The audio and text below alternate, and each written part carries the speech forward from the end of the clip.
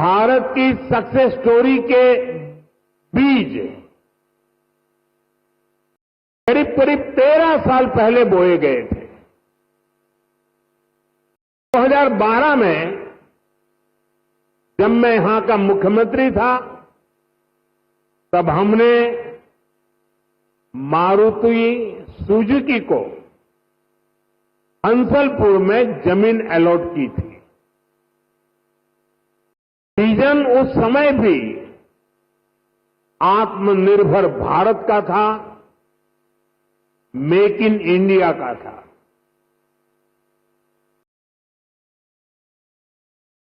हमारे तब के प्रयास आज देश के संकल्पों को पूरा करने में इतनी बड़ी भूमिका निभा रहे हैं।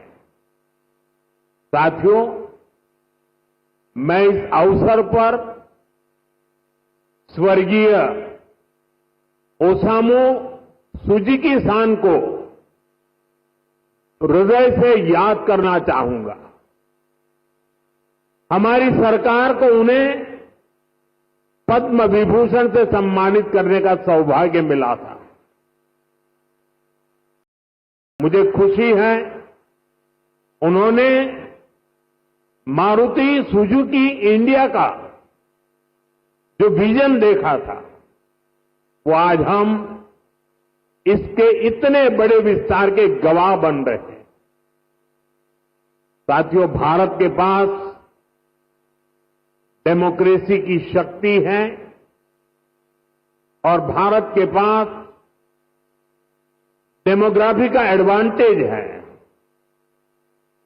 हमारे पास स्किल्ड वर्कफोर्स का बहुत बड़ा पूल है, इसलिए कि हमारे हर पार्टनर के लिए विन विन सिचुएशन बनाता है।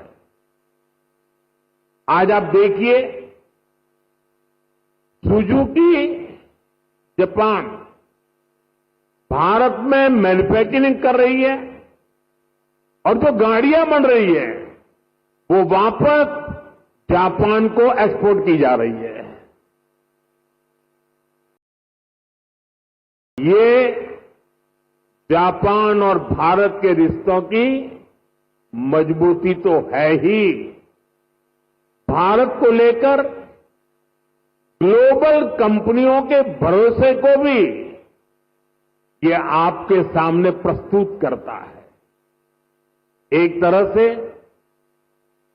मारुति सुजुकी जैसी कंपनियां मेक इन इंडिया की ब्रांड एम्बेसडर बन चुकी है।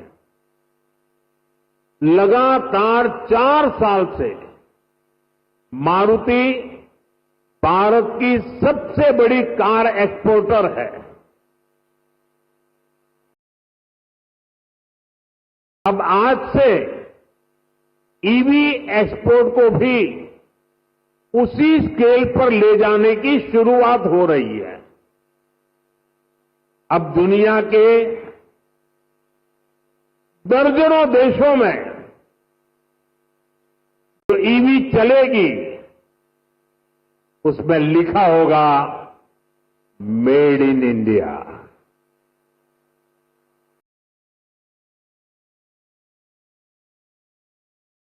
फ्रेंड्स, हम सब जानते हैं ईवी इकोसिस्टम का सबसे क्रिटिकल पार्ट बैटरी है। कुछ साल पहले तक भारत में बैटरी पूरी तरह इंपोर्ट होती थी। ईवी मैन्युफैक्चरिंग को मजबूती देने के लिए ये जरूरी था भारत बैटरीज का भी निर्माण करे। इसी विजन को लेकर 2017 में हमने यहां टीडीएसजी बैटरी प्लांट की नींव रखी थी।